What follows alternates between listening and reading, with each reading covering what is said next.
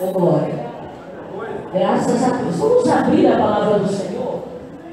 Segundo Crônicas, capítulo 32, querido.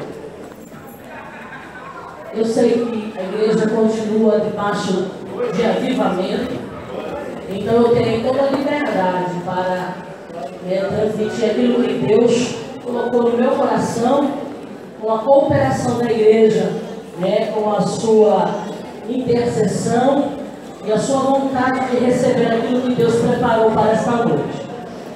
Vamos ler, irmãos, até o versículo 8 do capítulo 32 de 2 Crônicas, que diz assim: depois dessas coisas e desta fidelidade, veio Senaqueribe, rei da Síria, entrou em Judá, acampou-se contra as cidades fortificadas e intentou apoderar-se delas.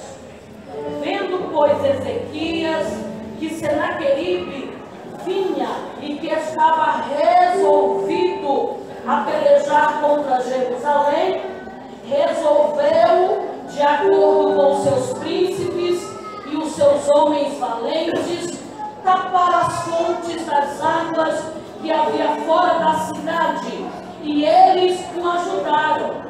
Assim, muito povo se ajuntou e taparam todas as fontes, como também o ribeiro que corria pelo meio da terra, pois diziam eles: porque viriam os reis da Síria e achariam tantas águas.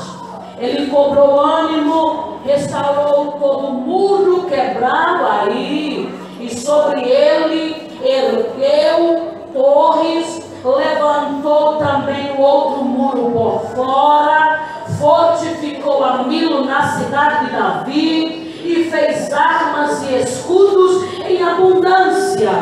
Pôs oficiais de guerra sobre o povo, reuniu-os na praça da porta da cidade e lhes falou ao coração, dizendo, o versículo 7, sede fortes e corajosos, não temais, nem vos assusteis por causa do rei da Síria, nem por causa de toda a multidão que está com ele, porque há um conosco maior do que o que está com ele.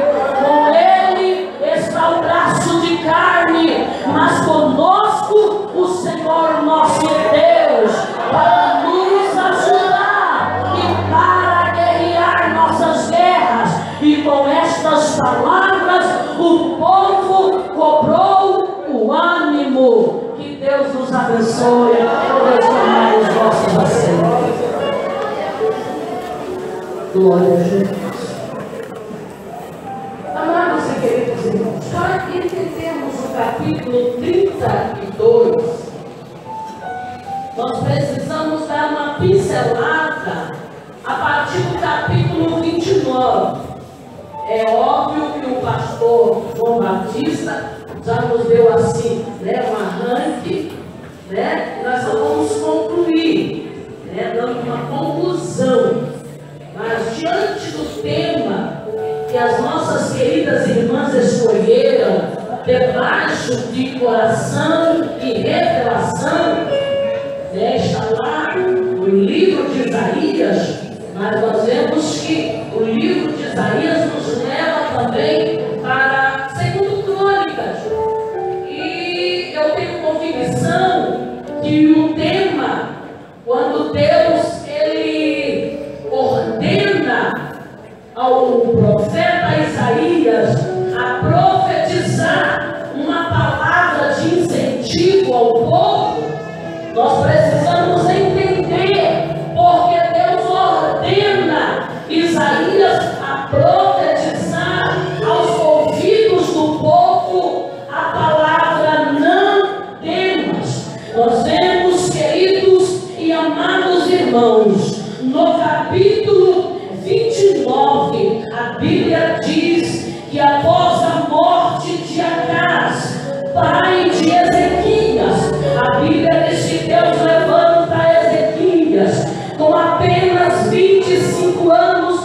gigante. A Bíblia diz que ele começa a reinar em Jerusalém. A Bíblia diz que ao contrário do seu pai Acaz, porque todos nós conhecemos a história do pai de Ezequias. A Bíblia diz que Acaz não fez o que era reto ao Senhor. A Bíblia diz que a primeira coisa que Acaz fez foi fechar o templo da casa do Senhor para a verdadeira adoração. A Bíblia diz que Acaz, ele também se alia com os idólatras, traz para Jerusalém e todo Judá, aleluia, aos deuses pagãos.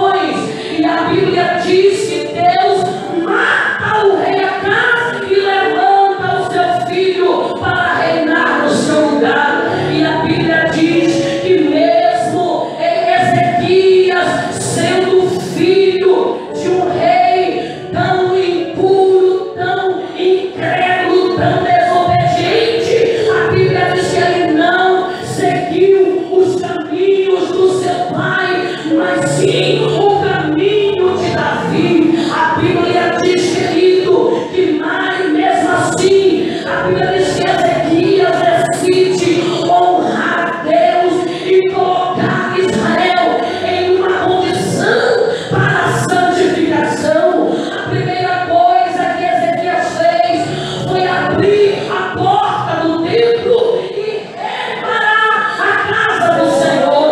E eu estudando a história de Israel, a Bíblia nos relata que Ezequias, quando ele abre a casa do Senhor, o que ele encontra? A Bíblia diz que ele encontra sujeira, entulho, imundícia, lixo e coisas mais. Aí eu fui procurar na história de Israel que lixo era este, que Ezequias, ele ficou irado, furioso e convocou todo o povo a uma santificação. Os historiadores dizem que na época do rei Acaz, pai de Ezequias, quando morria soldados, quando morria autoridade ali em Jerusalém, eles pegavam o cadáver daquele homem e colocavam pendurado nas colunas do templo da casa de Deus, para memorial daqueles que viessem após. A Bíblia nos relata que quando Ezequias abre a porta do templo,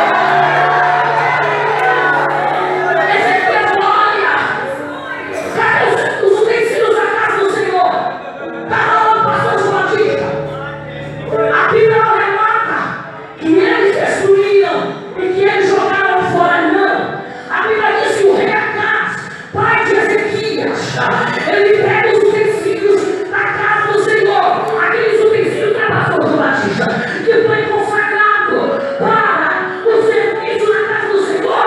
Ele pega e faz assim, vem cá, não correndo, vem cá. Ele pega aqueles utensílios e diz: esses utensílios não têm valor no meu reinado. E vai lá e coloca no campo. E foi falando anos, foi enchendo de poeira. E ele se assala o tal, a ponto de Deus matar. E coloca um para fazer a reverência, para reparar, para mudar a situação. Diga para o teu irmão: aqui é casa de Deus. E é Deus que governa, é Deus que trabalha, é Deus que limpa, é Deus que tira, é Deus que coloca. Então abre a porta aí.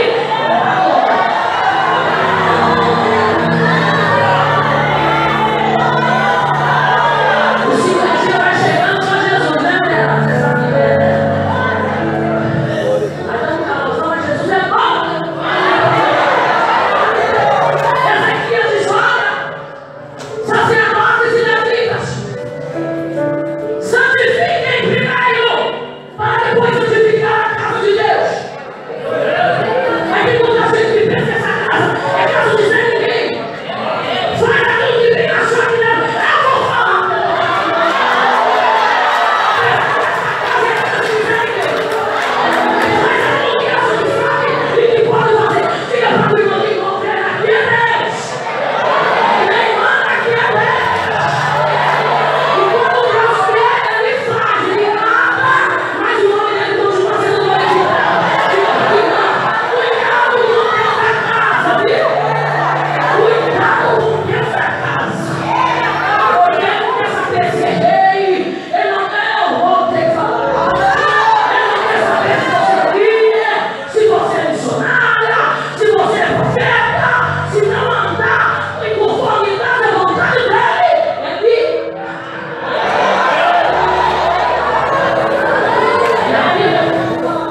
A Bíblia diz que os sacerdotes e levitas se santificaram, né, pastor? Aí depois eles foram lá e santificaram a casa do Senhor. A Bíblia diz que eles duraram 16 dias. Aquela limpeza da casa do Senhor. 16 dias. E após eles tirarem toda aquela imundícia, cadáveres de dentro da casa do Senhor, ídolos de dentro da casa do Senhor, pegaram os utensílios que estavam no canto da pastora Batista e trouxeram para o meio de novo para a tua irmã. Se você é escolhido, o negócio no meio, porque Deus está no meio. Eu não te chamo para você ficar limpando, eu te chamo para te colocar no canto, para que a obra de Deus seja marcada.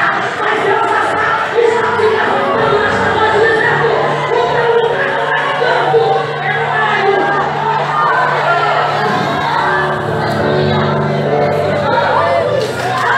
E a Bíblia diz que eles convocam Ezequias novamente e diz: limpamos toda a casa do Senhor, como o Senhor nos ordenou.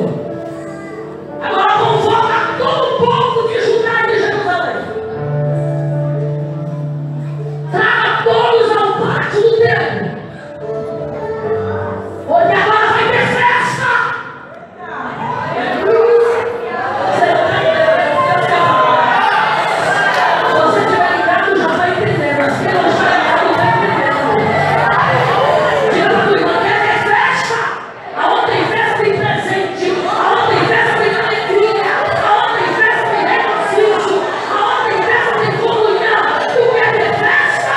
Então primeiro procure cuidar daquilo que é de Deus, que é o nosso, é o teu e o nosso templo. Nós somos casa de Deus. E Deus está dizendo: eu estou procurando homens e mulheres diferenciados para me fazer a diferença. E o meu homem continua sendo louco. E a Bíblia diz que eles começam a festa. Fizeram 16 dias de festa. Júbilos. A Bíblia diz que Ezequias, ele passou a ensinar o povo a verdadeira oração. A Bíblia diz que Ezequias, pastor João Batista, ele convenceu o povo a quebrarem os seus ídolos, porque o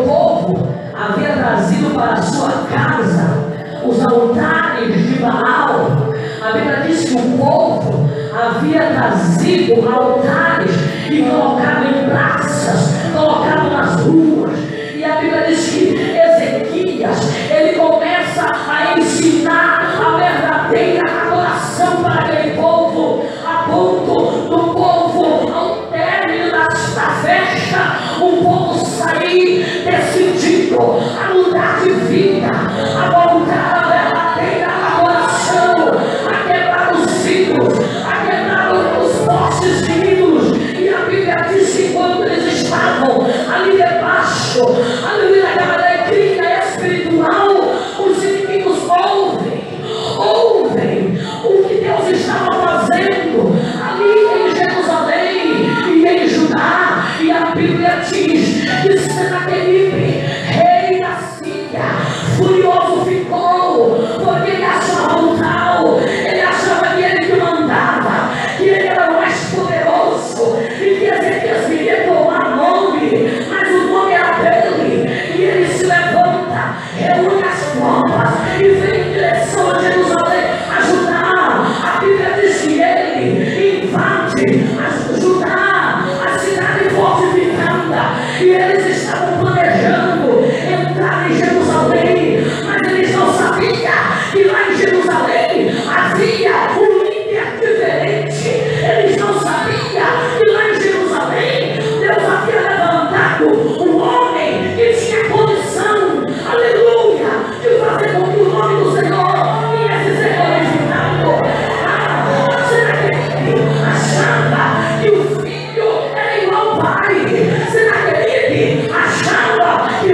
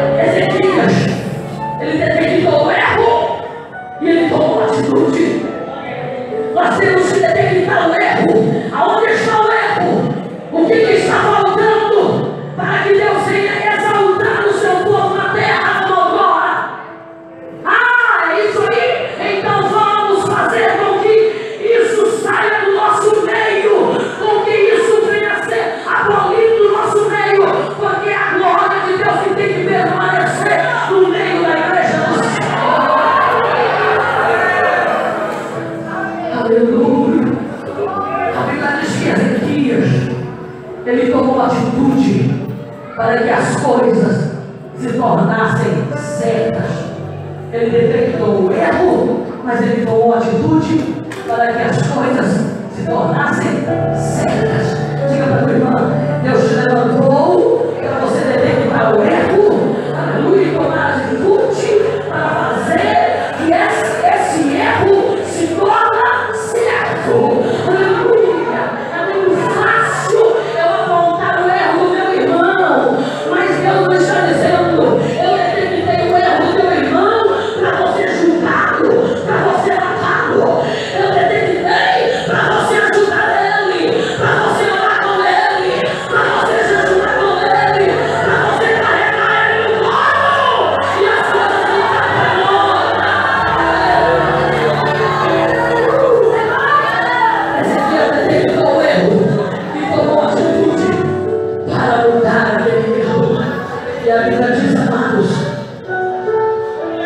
se nós acharmos que vamos mover, que vamos ver o mover de Deus no nosso meio e ficarmos de mão parada, nós não vamos ver o agir de Deus se nós não tomarmos atitude. Porque Deus tinha um ciclo de oração, não há mais batismo no Espírito Santo. É um erro, porque outrora Jesus batizava. Outrora, quando o ciclo de oração adentrava pela porta do templo, a glória de Deus se manifestava no meio da igreja. Era batismo do Espírito Santo, era línguas estranhas, era irmãs sapateando na glória. É um erro que hoje não existe mais. O que está acontecendo? Vamos ficar de braço cruzado, irmã? Não! Nós detectamos o erro, então vamos tomar atitude, porque não está assim, porque eu não oro, porque eu não jejum, porque eu não sou obediente ao meu pastor, porque eu não sou fiel a Deus. Vamos detectar o erro e tomarmos atitude. Ai, Deus me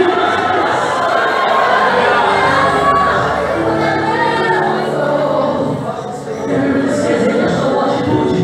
E a atitude que Ezequias tomou foi envolver aqueles que estavam parados, pastor. Porque a casa, ele pegou os utensílios da casa de Deus e colocou no canto. Os sacerdotes de Deus foram para o canto. Os levitas foram para o canto. Já não tinha mais louvores na casa de Deus. Já não tinha mais alegria na casa de Deus. Só tinha idolatria.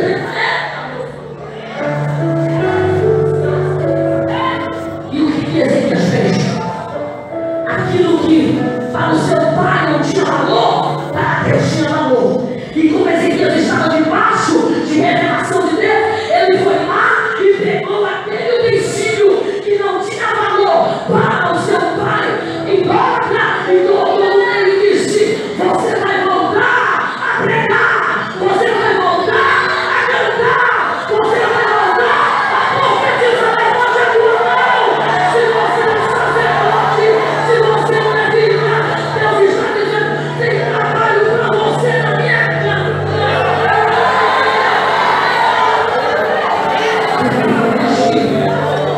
Se nós quisermos ter resultados, nós precisamos nos colocar na brecha. Que brecha é essa? Atitude.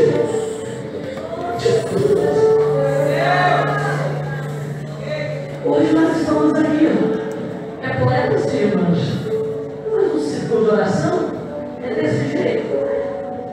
Antigamente, as mulheres não tinham desculpa para estar no ciclo de oração, tirando uma hora de joelho. Hoje é muitas desculpas.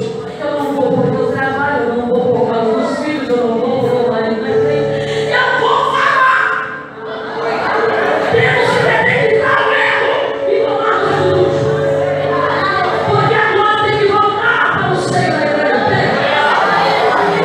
Aí eu bati naquele versículo. Assim diz o Senhor, não.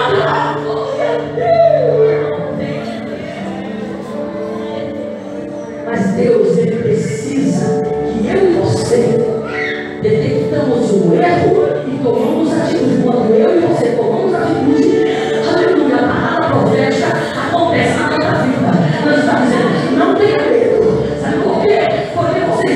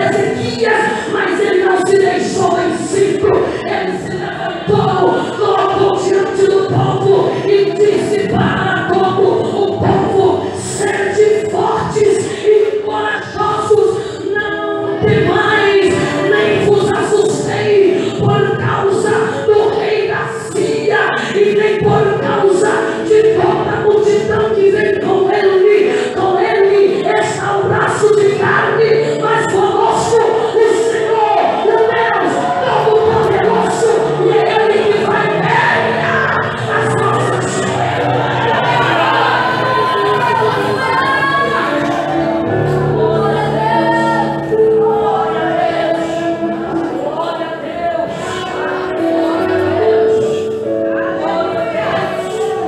A Bíblia diz, e nós temos conhecimento, que quando a prova, a circunstância da vida bate na nossa porta, a primeira coisa que nos golpeia é o medo.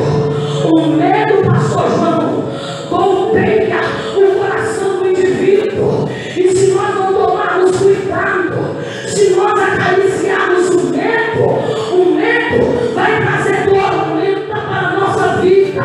E a tormenta, ela pode nos levar a uma vida de tortura. E se nós continuarmos acariciando o medo vai nos trazer angústia, ansiedade, agonia, aflição demasiada. Olha para teu irmão e diz: é por isso que tem muito crente que está tomando diazepam, está dentro de quatro paredes, está triste, está deprimido. Sabe por quê? É porque você está acariciando o medo. Quando o medo nos golpeia, nós temos que fazer como Josafá, se levantar e ir para a oração, porque a oração não vai ser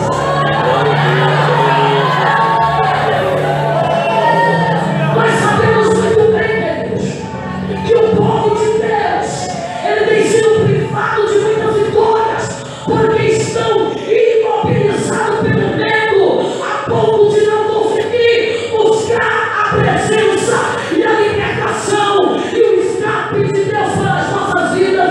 Se você pode ligar para o teu irmão, quando o medo chegar, é hora de decidirmos o que queremos para a nossa vida.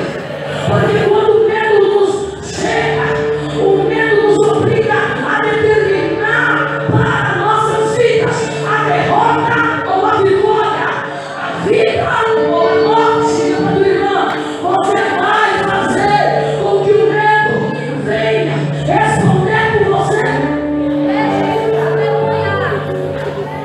Diga para o teu irmão: o teu inimigo, ele quer determinar o que vai ser para a tua vida.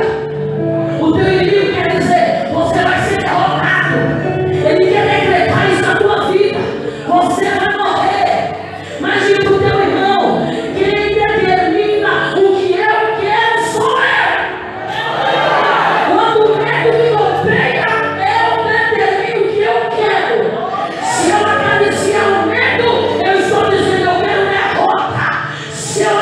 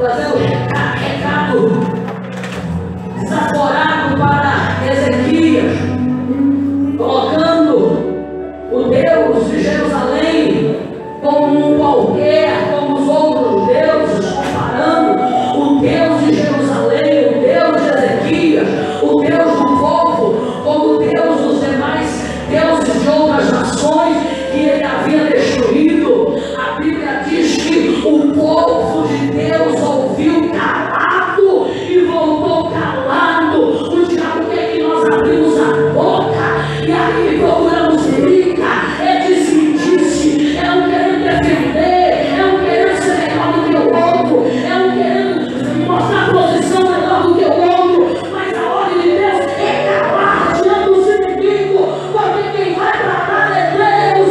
Em nome de Jesus, deixa o inimigo achar que você está derrotado. A última palavra que dá é Deus. Então levante a cabeça, porque Deus já e Senaqueribe, não conseguindo trazer o povo para o seu lado, ele envia uma carta cruzada para Ezequias.